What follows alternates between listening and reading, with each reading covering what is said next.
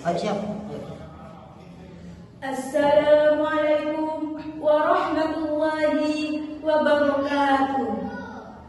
Hamdan wa syukran lillah, salatan wa salaman ala rasulillah, amma ba'du.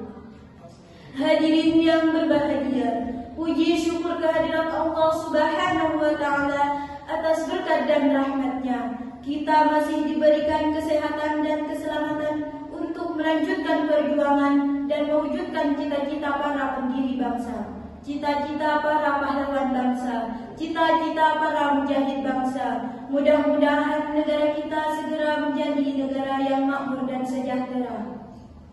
Hadirin yang berbahagia, Agus Salim adalah pejuang kemerdekaan yang dinobatkan sebagai pahlawan nasional Indonesia pada 27 Desember 1961 melalui Kepres nomor 657 tahun 1961. Semasa hidup, beliau dikenal sebagai seorang politikus, jurnalis, dan diplomat dengan julukan The Grand Old Man. Agus Salim dijuluki The Grand Old Man karena prestasinya di bidang diplomasi dan kefasihannya dalam berbahasa asing. Pasalnya, Agus Salim diketahui menguasai 7 bahasa asing, yaitu bahasa Belanda, Inggris, Arab, Turki, Perancis, Jepang, dan Jerman. Pada 1915, Agus Salim bergabung dengan anggota Hos Cokroaminoto dan Abdul Muiz dalam organisasi Sarekat Islam SI. Ia bahkan menjadi pemimpin terkemuka organisasi ini dan dianggap sebagai tangan kanan pemimpinnya, Hos Cokroaminoto. Agus Salim sempat dituduh memiliki hubungan yang sangat dekat dengan pemerintah kolonial Belanda. Hal ini karena surat kabar neraca yang sempat didanai oleh Gubernur Jenderal Johan Paul van Limburg-Stirum pada 1917.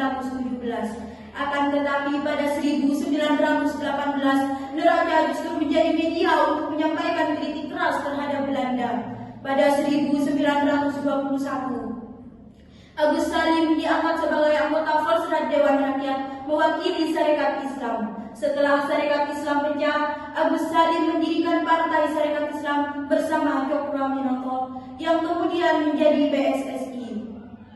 Ketika Jepang masuk ke Indonesia pada 1942, ia diminta untuk menyusun kamus militer untuk digunakan oleh pembela tanah air, PETA. Ia juga diminta untuk menasihati para pemimpin Indonesia seperti Soekarno, Muhammad Hatta, dan Ki Hajar Dewantara yang bertanggung jawab atas Pusat Tenaga Rakyat Putra. Pada Maret 1945, Agus Salim ditunjuk sebagai anggota Badan Penyelidik Usaha Indonesia Persiapan Kemerdekaan Indonesia (BPUPKI). Ia juga menjadi anggota Panitia 9 yang bertugas untuk menyusun dasar negara. Hadirin yang berbahagia, karir politik Agus Salim terus berkembang, di mana ia sempat dipercaya sebagai anggota Dewan Pertimbangan Agung (DPA) sampai Maret 1946. Pada masa Kabinet Syahrir, Agus Salim dijadikan Wakil Menteri Luar Negeri yang memiliki misi diplomatik Indonesia di luar negeri.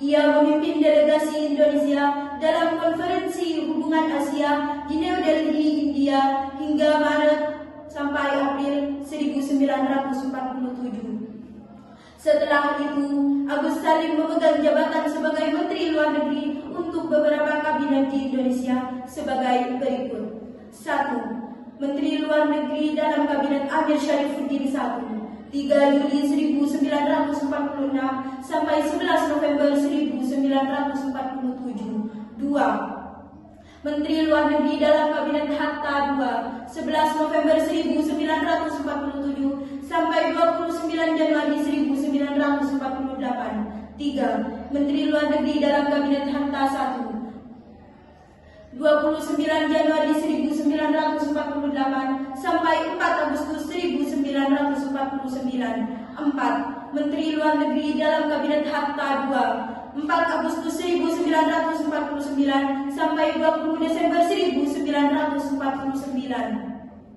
Selama menjadi Menteri Luar Negeri, Agus Salim pernah menghadiri sidang Dewan Keamanan PBB di New York beliau dan menjadi salah satu tokoh yang terlibat dalam proses perjanjian Renville. Ketika Belanda melancarkan agresi militer 2 pada Desember 1948, Agus Salim masih menjabat menjadi Menteri Luar Negeri dalam Kabinet Hatta I. Beliau pun menjadi salah satu pemimpin yang diasingkan bersama Syahrir dan Soekarno ke Brastagi, Sumatera Utara. Sekembalinya dari pengasingan, Agus Salim kembali bertugas menjadi Menteri Luar Negeri dalam Kabinet Hatta II. Tugas diplomatik terakhir yang dijalankannya adalah sebagai delegasi Indonesia dalam konferensi hubungan meja bundar KMB di Den Haag, Belanda pada akhir 1949. Hadirin yang berbahagia, demikian pidato yang dapat saya sampaikan. Semoga bermanfaat. Terima kasih. Wassalamualaikum warahmatullahi wabarakatuh.